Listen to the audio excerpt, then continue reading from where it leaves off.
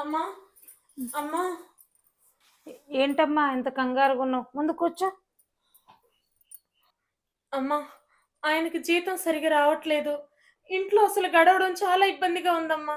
పిల్లలు స్కూల్ నుండి ఒకటే ఫోన్ చేస్తున్నారు ఫీజు కట్టమని. ఏం చేయాలో అర్థం కావట్లేదు. ఒక్క 50,000 ఉంటే సర్దుబాటు చేయమ్మా. 50,000? అంత డబ్బు నా దగ్గర ఎక్కడదమ్మా? అమ్మా చెల్లిని ఒకసారి అడిగి చూడమ్మా. చెల్లి దగ్గర ఏమైనా ఉంటాయేమో. ఎందుకంటే జాబ్ చేస్తుంది కదా. సరే అమ్మా, అడిగి చూస్తాను. అమ్మా, అక్క వచ్చిందమ్మా. అవునా? ఎప్పుడొచ్చింది? అమ్మా, అక్క చాలా బాధల్లో ఉంది. 50,000 కావాలంట. నీ దగ్గర ఏమైనా ఉన్నాయమ్మా? 50,000? అంత డబ్బులు నా దగ్గర ఎక్కడి అమ్మా? నీ తోడబుట్టింది కష్టాల్లో ఉంది. ఆదుకోవాల్సిన బాధ్యత మందే.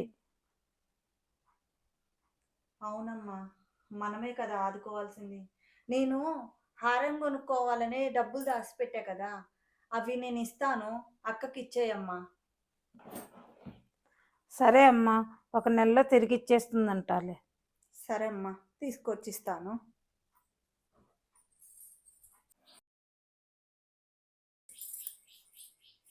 అమ్మా, అక్క నెల రోజుల్లో డబ్బులు ఇస్తా అన్నది. 2 నెలలు అవుతుంది. ఒకసారి అడిగి చూడరాదు?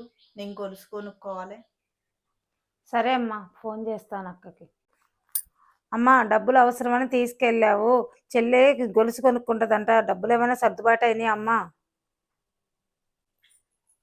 ఏంటమ్మా డబ్బులు డబ్బులు అని ఒకటే అంటున్నావు? ఇప్పుడు ఆ డబ్బులు తీసుకొని నేను ఏమైనా పారిపోతానా ఏంటి? ఇప్పుడు కాదమ్మా, నాకు ఇంకా 4 రోజులు టైం ఇవ్వు, అప్పుడు ఇస్తాలే.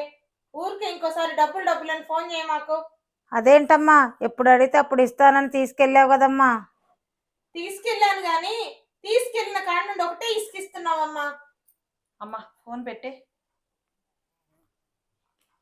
ఏందమ్మా, డబ్బులు అడగమని ఫోన్ పెట్టేయమన్నావు?